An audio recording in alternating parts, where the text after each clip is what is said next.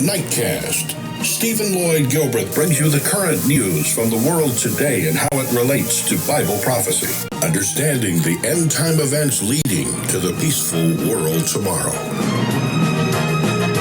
Ladies and gentlemen, Stephen Lloyd Gilbreth.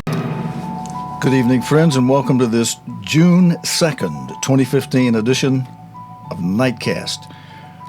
Our opening story tonight, friends, we have dramatic footage that's emerged from where a volcano eruption was captured on film on Friday.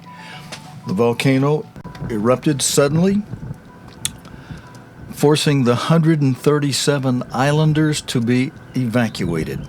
Experts say the plume of smoke reached as high as 9,000 meters. I think if my mathematical calculations in my head are correct, that'd be the equivalent of about 5 miles up. That'd be about 30,000 feet, roughly, in footage. And on the heels of that, out of today's news, there's an eruption in Galapagos. This footage shows the Wolf volcano spewing lava. Let's just show you some pictures of a volcanic eruption that's taking place in Ecuador. Now, this has been going since May the 25th, but it's the first time that this Wolf volcano has erupted in 33 years.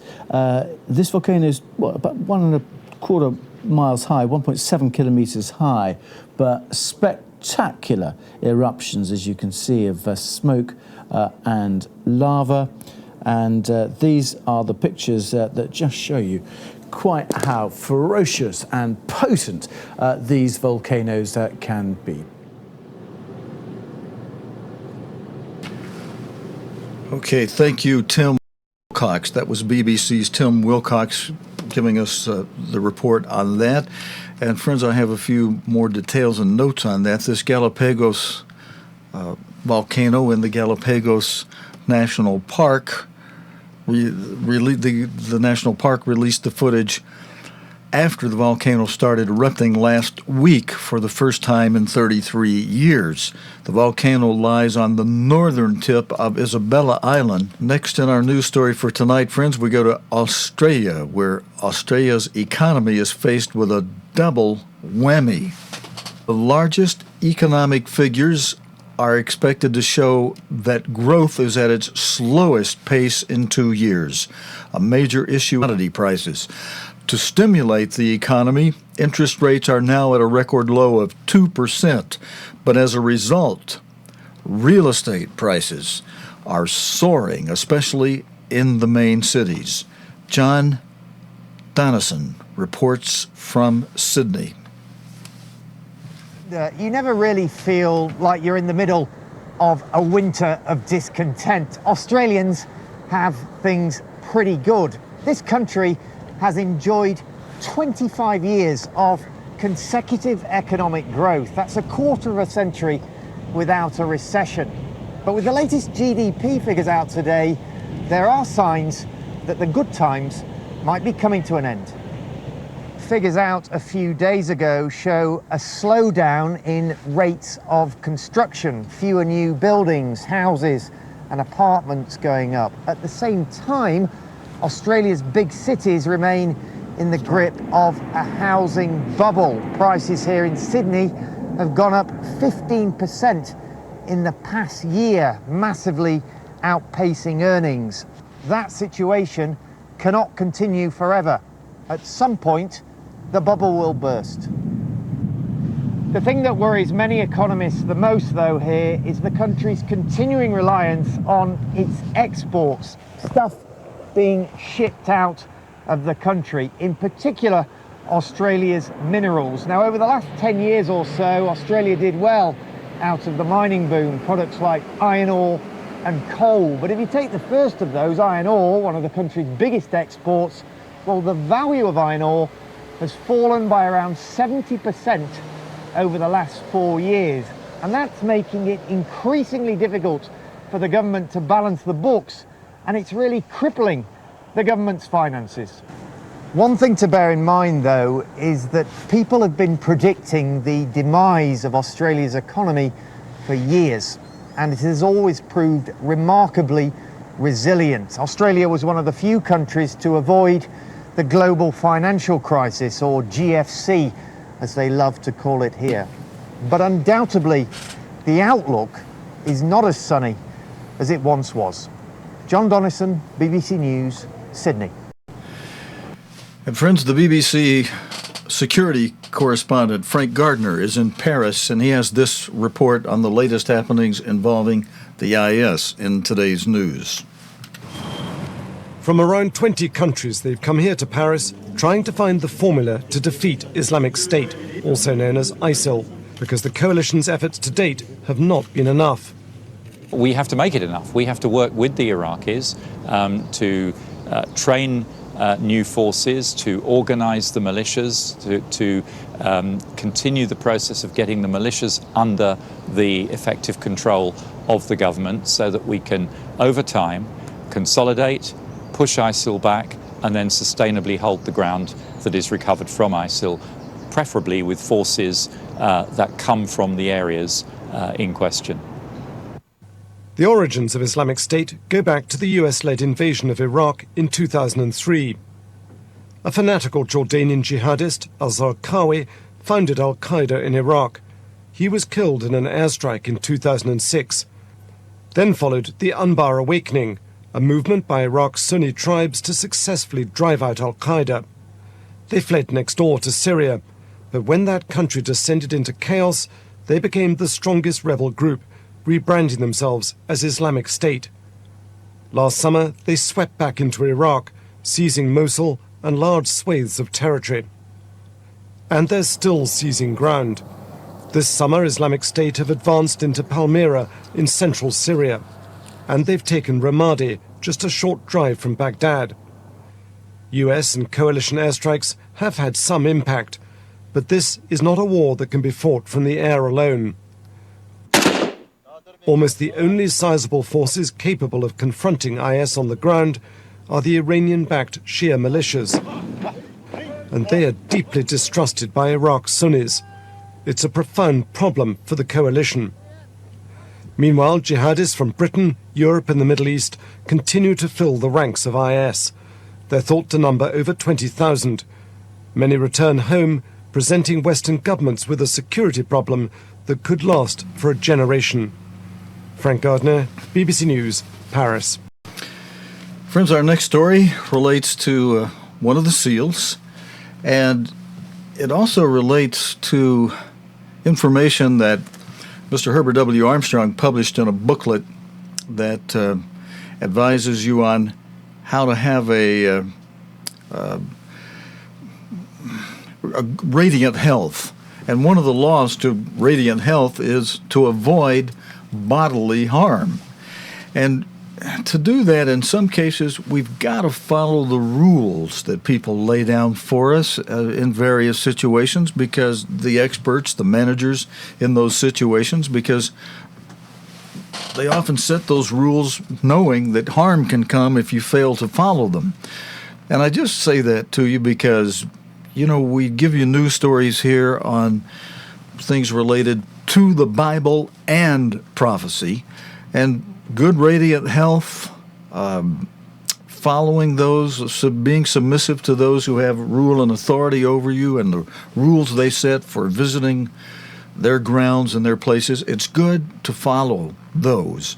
And there's a second thing. I've got my Bible in hand, and after this story, I'll make mention of one of the seals that in Revelation 6 and verse 8, it mentions something related to this story. I'm going to let me lay my Bible over here until after this story and tell you what's going to happen in this story. And it's going to be a little bit shocking in a way.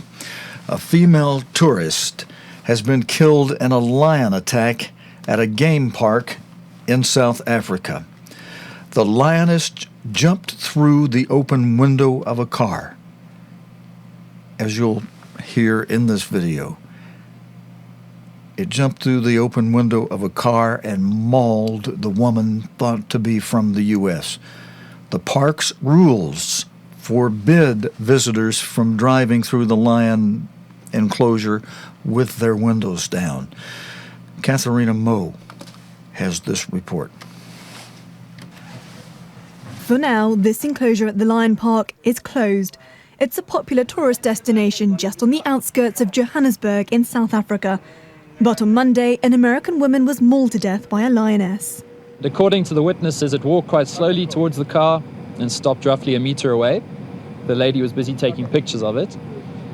The lion then sort of lunged at the car and it bit the lady through the window. Paramedics arrived at the scene, but the woman died from her injuries. Meanwhile, the driver of the car is being treated in hospital for injuries to his arm after trying to get the lion out of the vehicle. Nothing is going to happen to the lion in terms of being euthanized. We won't put the lion down, certainly not. We do have another property about 15 kilometers from here. We probably will end up sending the lion that side because there's no public there. The park rules forbid tourists from driving through the lion enclosure with their windows down. On the official South African tourism website, it's described as a hybrid between a zoo and a game reserve. Staff say the park will remain open, but the area where the attack happened has been closed off until they finish their investigation. According to local reports, the woman's death marks the third incident there in the past 4 months. Katharina Moe, BBC News. Okay, friends, and I mentioned how that story has some relation to one of the seals. We try to show you stories largely that relate to the first 4 of the 7 seals of the book of Revelation. The first 4 seals are the seals that are currently active. The 5th seal, which has happened in a type in the past, if you read Fox's Book of Martyrs, there was a martyrdom of saints in the past, but that martyrdom of saints will be nothing like what's coming. As Jesus Christ described the 5th seal, the Great Tribulation, he said it would be a time of trouble so great that no time since the beginning of the earth has ever been so bad, no, nor ever shall be.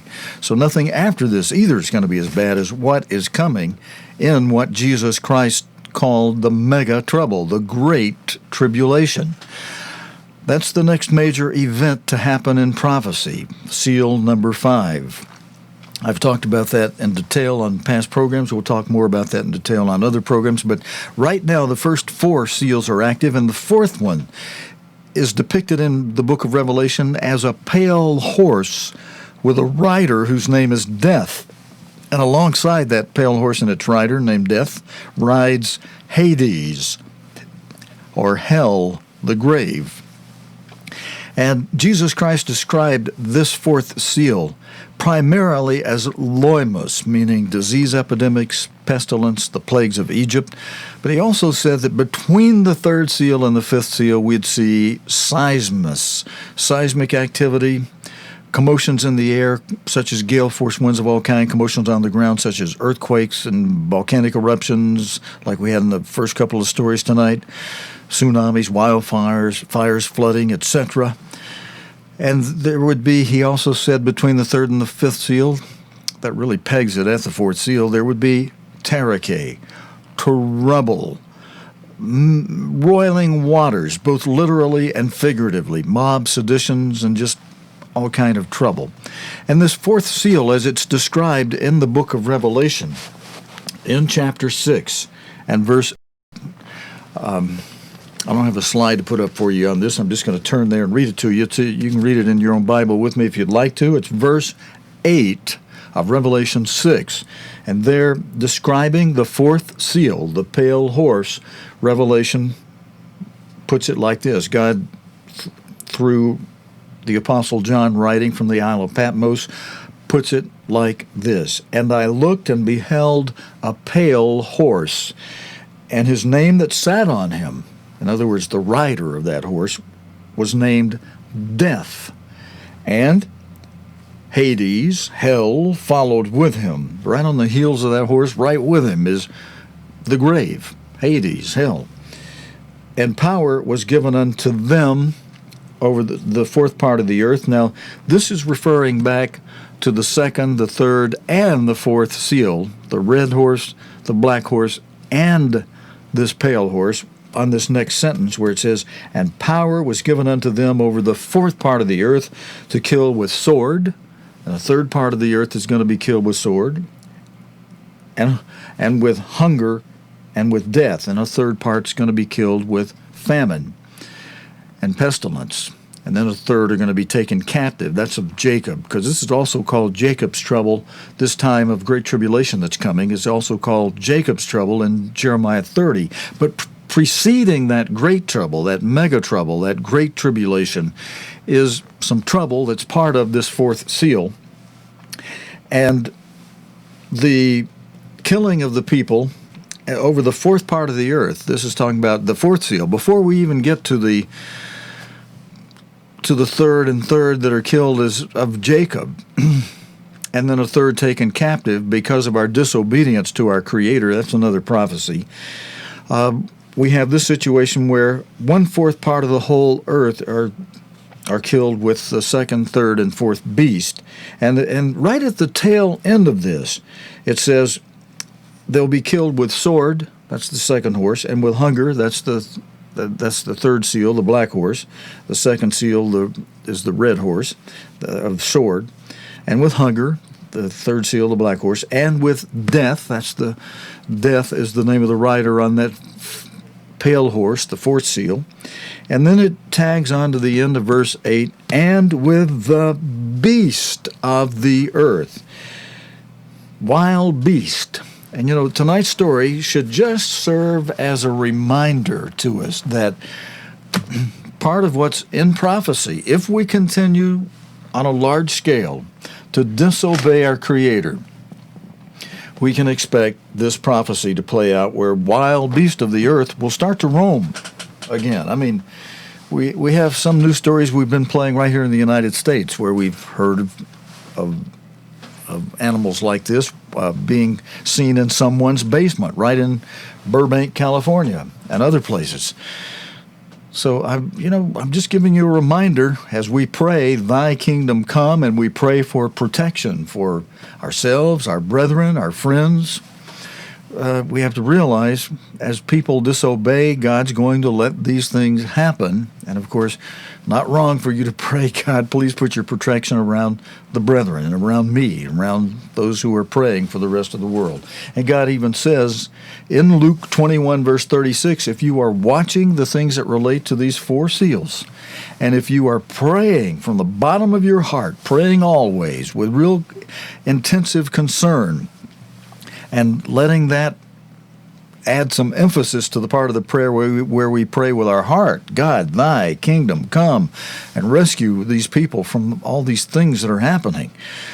Then God says, he holds out a carrot, and it's a promise in the latter part of verse 36 in Luke 21. He says, "Do this, watch and pray that you may be accounted worthy to escape." He's not saying literally pray, "Oh God, help me be able to accounted worthy to escape," although you can say that, nothing wrong with saying that. But if you're praying about the events you see in the news, praying always, and watching the news and praying about those things, God says, by doing that, you will be accounted worthy to escape. You got to do it every day, though. Do it with the bottom of your heart. Be following Him all the way and following the lead of His Spirit. And He says you may be accounted worthy to escape. And escape what?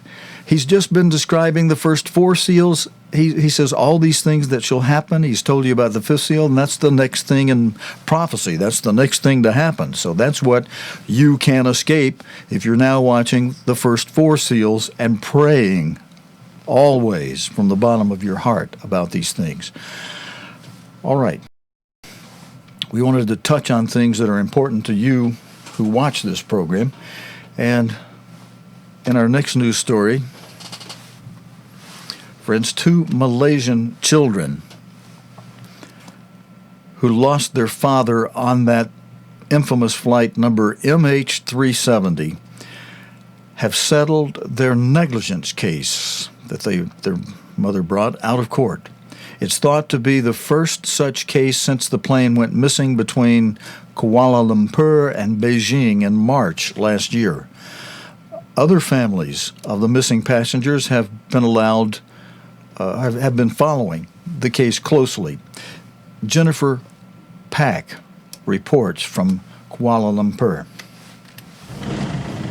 The two teenage boys at the center of the case did not show up at court, but their lawyer said the children had been suffering since their father, Ji Jing-hun, vanished while flying on MH370 for a business trip.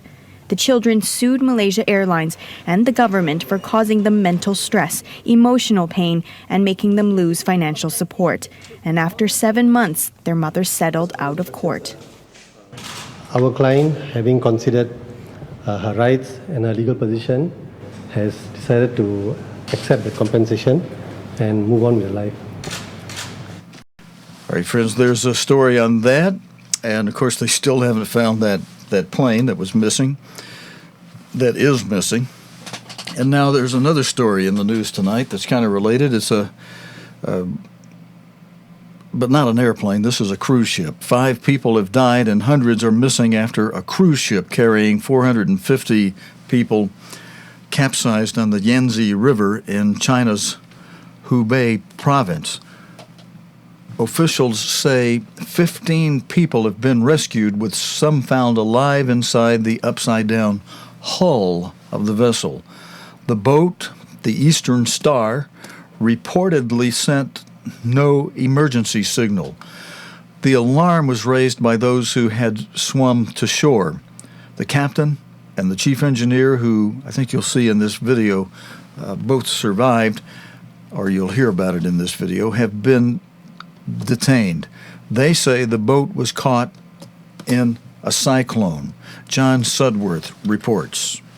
As the rescue teams tap on the upturned hull, they think they've heard a response, raising hopes that some of the more than 450 people on board the stricken cruise ship might be keeping themselves alive inside air pockets. Then came this extraordinary moment. First, the rescue divers emerged, and then with them, a 65-year-old woman. Brought up to applause from the emergency workers and hauled to safety. She had been trapped for 15 hours. The Eastern Star is one of many large passenger ships that every year carry millions of tourists, Chinese and foreign visitors alike. It was reportedly struck by a tornado and it sank in minutes. The rescue effort is being coordinated from this barge, and as you can see, the lights are burning late into the night. But more than 24 hours now after the boat sank, hopes must be fading that there can be any more miraculous rescues, although the Chinese government isn't yet prepared to admit as much. The Chinese Premier Li Keqiang has flown in to help coordinate the emergency response, a clear sign of how seriously the disaster is being taken. But it's also potentially sensitive, and the Chinese government will be aware of the dangers if its response is perceived as inadequate or slow. In Shanghai, at the travel agency that organised the trip, the passengers' families gathered. Yesterday I called my mum and her trip was going well. I never imagined this, and if I'd known, I'd have talked to her for longer. I feel so guilty. A large boatload of everyday people enjoying a popular holiday pastime has been lost on the famous Yangtze River, and this is a tragedy that's being felt right across China. John Sudworth, BBC News, Hebei Province. Friends, God tells us in His Word that we should be praying for those in authority. We should know who is in office around the world so that we can do that.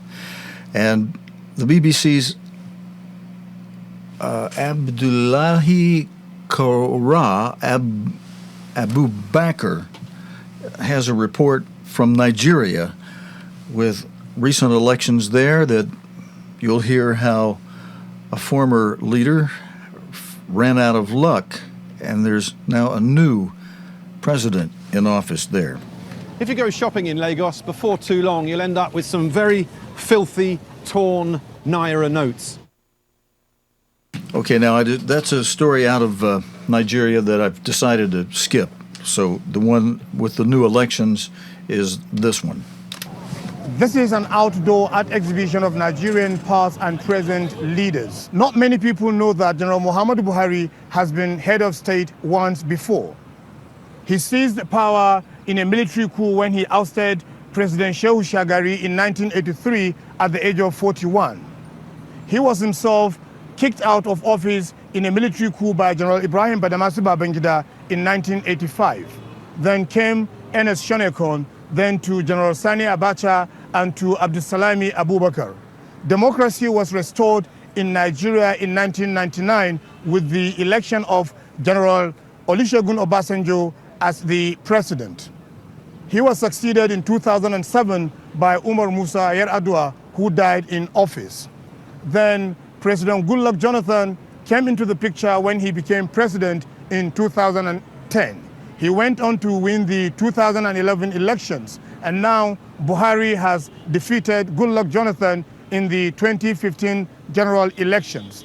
What is significant is that President Goodluck Jonathan is the first sitting president that will lose an election and willingly hand over power to the winner. So what problems should Buhari tackle immediately he takes over power? We've asked Nigerians to write in just one word what should be in his in tray. National security, because I think that's the most critical issue for the government right now. It's an issue that affects practically every sector of the economy. Once the government gets the national security question right, the national security issue right, it's going to affect other sectors, whether international relations, whether the economy. I wrote corruption. It has eaten deep into our fabric in every other aspect of Nigeria, be it health, education, everywhere. If we are able to take corruption out of this, I tell you, Nigeria will be that power that it's supposed to be. I am now in General Muhammadu Buhari's spokesman's office, who is busy preparing for the inauguration. Garba Shehu is a key member of his team. Sir, can you give us an indication of what will be Buhari's #1 top priority in his in tray? In one word, the top priority would be to secure the nation and govern the country very well. Okay, friends, we're going to come out because the rest of the interview really is just relating to political things, and most of you know how politics go, or even the best intentions of men in today's world. They don't often always work out quite the way men either hope or say that they will. But in that story, Muhammad Buhari, the bottom line of it, he's being sworn in as Nigeria's 15th head of state on Friday. He defeated incumbent President Goodluck Jonathan in the general elections in March. And that's why I was saying somebody ran out of luck. Goodluck Jonathan was defeated in that voting situation. Now, friends, in our next story, let me zoom my head's notes forward to that. It relates a little bit to the third seal tonight. The third seal being depicted in Revelation by a black horse, scarcity of food, as Jesus Christ put it, famine. And although it's not a big famine caused by either agriculture or weather or war, well, it is kind of, in a way, related to war, that this is causing the scarcity of food for more than 250,000. Let me see. I hit too many buttons, and let me get my see if I can get my storyline back up. Okay, I think it should be this one. More than 250,000 Rohingya Muslims are thought to be in Bangladesh. Most of them are originally from Myanmar's Rakhine state, but left in a search for a better life. And as a result, they are having a great difficulty with finding things to eat and food. BBC South Asia correspondent Justin Rowlett met some in near the border in southern Bangladesh and heard what drove them to undertake a risky migration. Officially, these people don't exist. They have no rights, no formal status.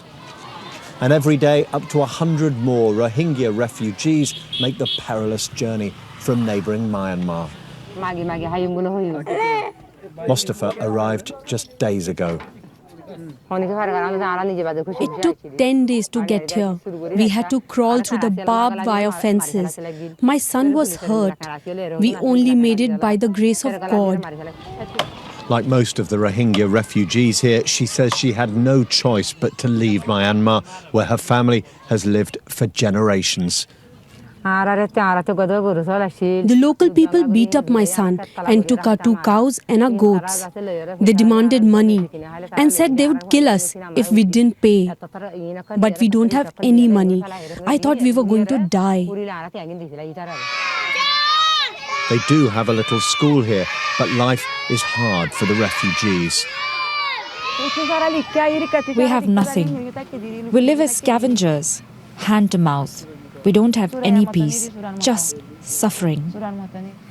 Friends, maybe this story will help us as we get on our knees tonight to be able to pray with a little bit more heart. Oh God, thy kingdom come. Now, I'm just going to mention this next item of news, friends. FIFA President Sepp Blatter has announced his resignation just days after being re-elected for a 5th term. His resignation comes as football's world governing body faces a corruption scandal which includes several high-profile arrests and allegations of bribery. And that's all we're going to cover on that tonight. I do want to cover this next story because the Bible does tell us to take knowledge of witty inventions, and especially those that can save in the way of green energy.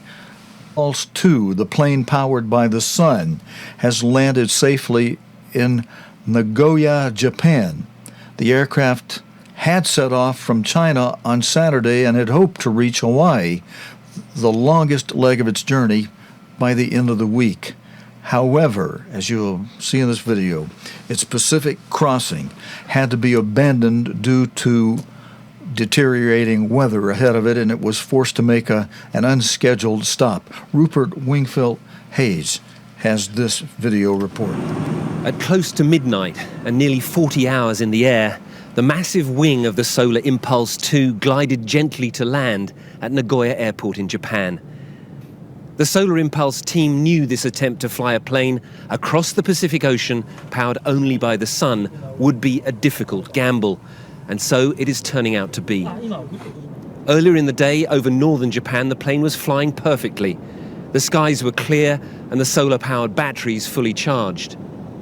But somewhere ahead, out in the Pacific, an ugly weather front was starting to build, a front that could destroy this fragile plane.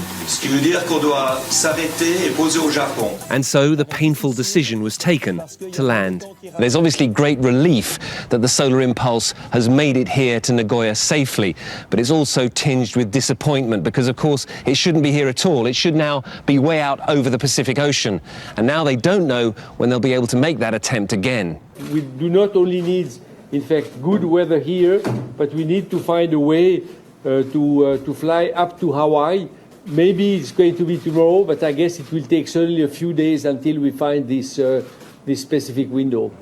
In this latest flight from China to Japan, the Solar Impulse has proved it can charge its batteries enough during the day to keep flying all night. But the weather is proving its greatest enemy. The team needs at least 5 clear days and nights to make the long crossing to Hawaii. With the Pacific typhoon season approaching, time is now short to find another one. Rupert Wingfield Hayes, BBC News, Nagoya, Japan.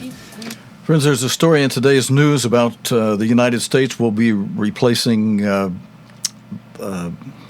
head of its airport security. I'm just going to make that brief mention. Jay Johnson, the security secretary, has called for revised security procedures after they had some screeners fail to find a fake bomb taped to an agent's back as they were testing to see how well their security measures were working or not working. So there's going to be a change of the director for that department, so there may be some changes in front of us. The story I want to close with tonight relates to the Greek financial situation. Greek Prime Minister Alexis Tsipras says his country has made significant concessions to try to reach a compromise deal with international creditors, but much will depend on how the concessions are viewed by the Greek public. The BBC's correspondent James Reynolds has this report with the public from Athens.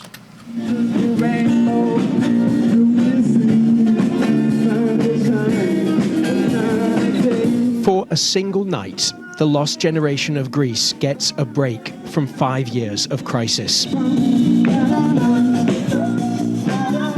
They're not following their new government's negotiations minute by minute. When you spend every day on the edge of disaster, you learn to get used to it. We have nothing to lose. I mean, 10 years ago, people my age had something to lose. I don't, so I risk more. Psychology student Thanasis Vlachos is planning to move to the UK. To be honest, I prefer staying here, but it's very difficult. I want to be active in my life, take my life in my hands.